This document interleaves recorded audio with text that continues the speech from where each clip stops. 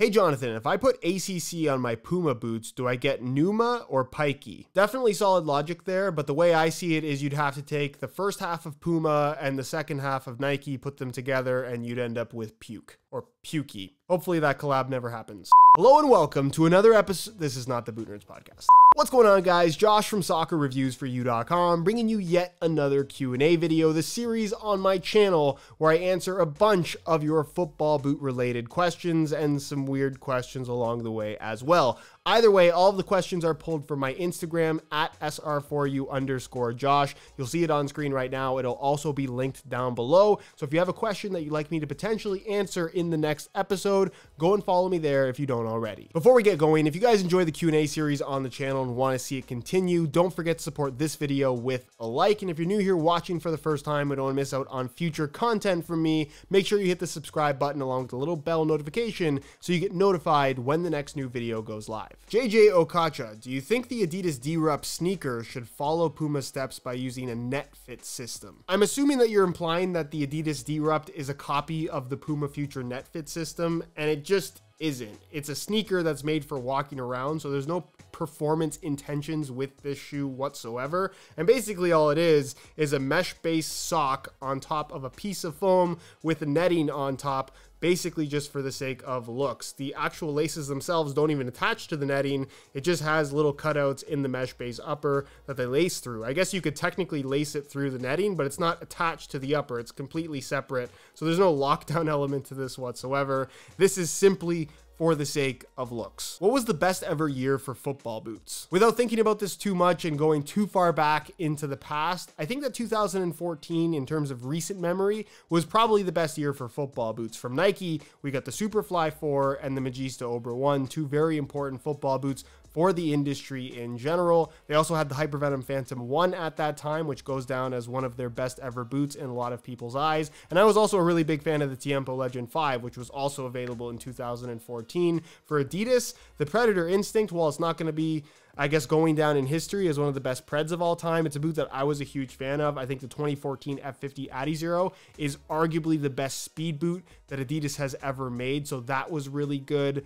And I guess those would be the super notable ones from 2014. But that, for me, in recent memory, was probably the best year for football boots. Does anyone know who the heck this Josh guy is? I keep hearing that name. I'm with you, bro. I have no idea. Why don't players wear what they like, not what they're paid to wear? So here's the scenario. You have to play one season, and your option is to wear the boot that you really like, or for Nike to pay you $100,000 to wear a pair of Nike boots. The choice is yours. When you're a professional footballer or a professional athlete in general, the reason why you're called a pro is because you do that as your profession. It's the way that you make money. So if you're making money from salary for playing for whatever team you're playing for, you also want to make money in endorsement deals. And a very common endorsement deal for a pro footballer is the boots that they wear. So it shouldn't be too surprising that the vast majority of pro footballers take money for the boots that they wear and the products that they endorse. Hey Jesus, what's your favorite boot from Nike? I feel like I've talked about this a lot lately, but not everybody watches every single video. But for me right now, my go-to from Nike is probably the Phantom Venom Elite. I'm just a big fan of that boot.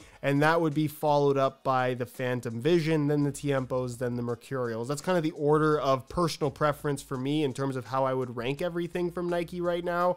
But the Venom for me is a really solid football boot. What are the best boots for flat feet? I think it's pretty well known at this point that I have slightly flat feet, and typically when you have flat feet, when the upper of a football boot grabs the instep, the arch of your foot really tightly, that can lead to a lot of kind of foot cramping and just general discomfort because of the slightly lower arch that you have. So if you're trying to achieve a more comfortable fit with flat feet and you're really sensitive in that area, I would personally recommend going for something that has a leather upper through the midfoot area, especially on that medial side, just because it's going to be a little bit more forgiving in terms of how tightly it wraps your foot. It's not going to have quite as much tension or as tightness, which will just make for a more comfortable experience in general. It's something that I think most people will probably be able to get used to if the boots are a little bit tight at first. As you wear them in, you'll kind of adjust to it and it won't be as much of an issue. But if you find that your feet are constantly cramping up due to having flat feet, something with a leather upper is definitely the way to go. What's the best leather boot on the market right now? If we're talking straight up quality, made in Japan, Mizuno Morelia 2, I think is the best leather boot that you can buy. If you're after something more modern, more sleek, a unique experience,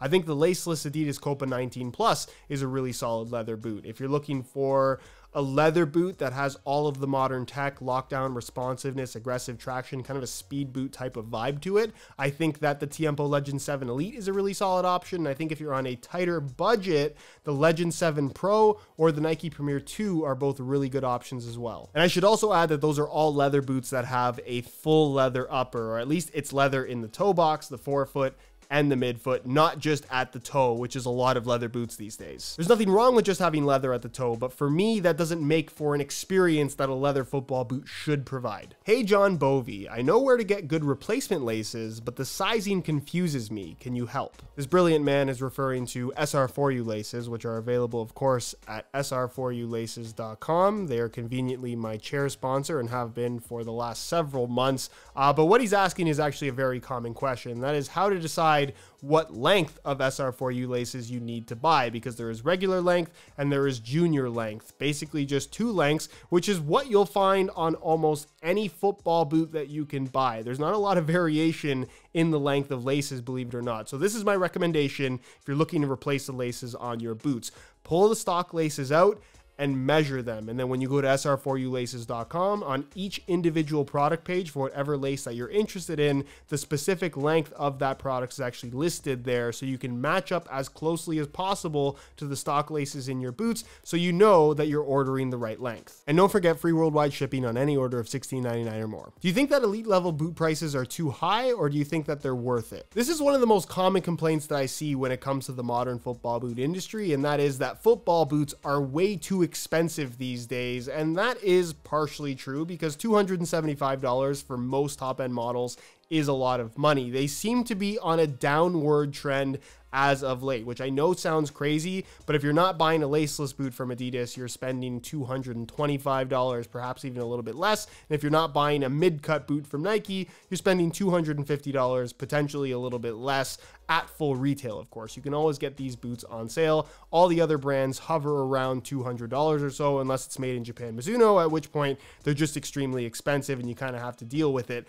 Either way, I think we have to realize that football boots, they kind of go up and down when it comes to overall value. There was a time when the Superfly 1, 2, and 3 retailed for $400 US. There's no $400 US boot anymore at full retail, and I don't think we're ever going to see prices that high again, thankfully. So if anything, I feel like $275 has been the established maximum that any brand is going to charge for a pair of football boots over, let's say, at least the next 5 years. I think it would be a very, very gutsy move to try and charge more than $300, but who knows, somebody might try it at some point in time. Whether or not it's worth it is something that you kind of have to determine for yourself. I think that the experience of a pair of high-end football boots is definitely worth it, but at the same time, I think it's worth kind of shopping smart. If you guys, there's links down below in the description to the super deals page on my website, where I post all kinds of links from different retailers online with coupon codes where you can get just about any model, even new releases, below the normal retail price. So if you don't necessarily want to spend, which nobody really wants to spend, $275, you can often get a lot of those boots for $250 or $220 or even under $200, but you're still getting that top end product, obviously saving a little bit of money. So whether or not high-end boots are worth it to you personally is something you have to determine for yourself. But I think that if you are dedicated to the game and you're into boots, if you're watching this video and you're listening to this answer, you probably want a pair of high-end boots. You can probably justify it to yourself. So if that's you and you've never had a pair before, definitely, I think, go for it. You're going to have a really positive experience. And I should also add that the amount of boot releases that we're getting now, I think, helps the consumer in regards to prices going down rather than up. It's more competitive than it's ever been. So I think that if a brand like Nike or Adidas or Puma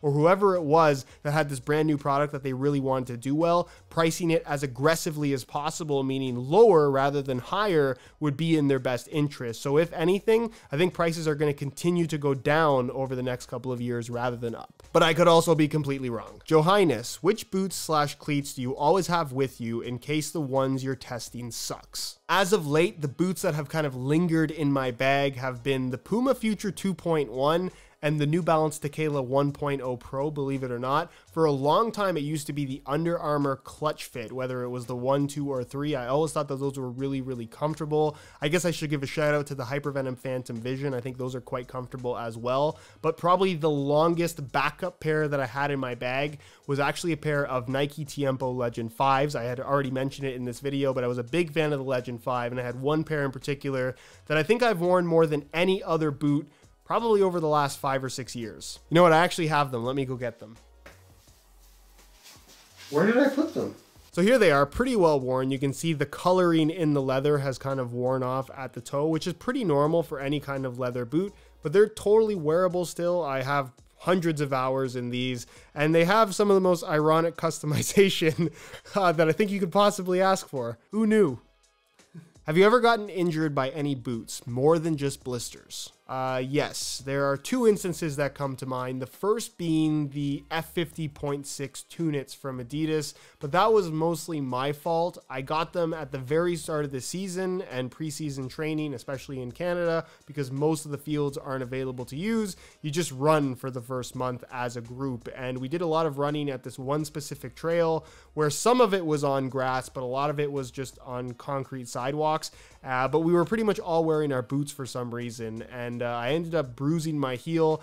I'm going to partially blame the Tunit system, the Lego construction of the F50.6 Tunit, but I ended up bruising my heel, and it was an injury for about a month or something like that. And then the second instant, I don't know that I'd want to necessarily blame the boots as much as I want to blame myself, but the Superfly one. I made a whole video, very, very long and detailed, about how they absolutely destroyed my feet, and I only ever wore them one time because of it. I'll leave a pop-up on screen. Go ahead and watch it. It's actually a pretty entertaining story. Which is the best laceless boot right now? For me right now, if I had to play a match in a pair of laceless boots, it would no doubt be the Adidas Copa 19 Plus. I actually really like those boots, followed by the X19 Plus. I think that is probably the second best laceless boot on the market right now. But as I've said many times with laceless boots, the best one for you is going to be the one that fits your foot the best, and that's going to obviously vary from person to person. Jim, first off, I love your work in the office. Second, what cleats have the most durable studs? This is a question that I see pretty frequently, and I don't think I've ever answered it, mainly because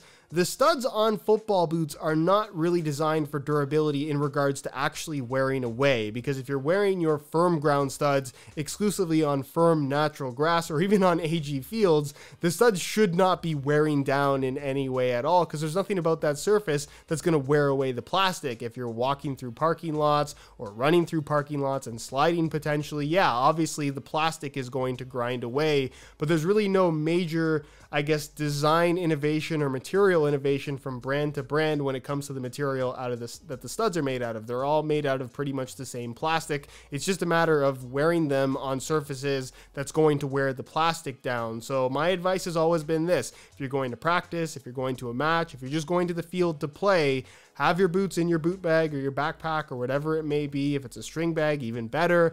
And when you get to the field and you're standing on the grass, put your boots on there, and then once you're done playing, take your boots off and don't walk on any kind of concrete. The studs are never going to wear down, or at least they'll wear down very little. Hey Jude, is there a brand outside of the top boot brands that you see making waves and taking some of the market share in the future? I can't talk about it just yet, but I'm very excited to. But look out for Mizuno in the near future, because some of the boots they have coming are ridiculous. Anyways guys, that's it for another Q&A video. Hopefully you enjoyed. If you did, be sure to support it with a like. Again, if you guys would like to ask a question that I could potentially answer in the next Q&A episode, my Instagram is SR4U_Josh. You'll see it on screen. It's linked down below. I pull all of the questions for this series from that Instagram account. If you have any questions regarding anything that was discussed in today's video, feel free to ask those down below in the comments, and I'll do my best to get an answer out to you as soon as I possibly can. If you're not subscribed already, be sure to hit that subscribe button along with the little bell notification so you get notified when the next new video goes live.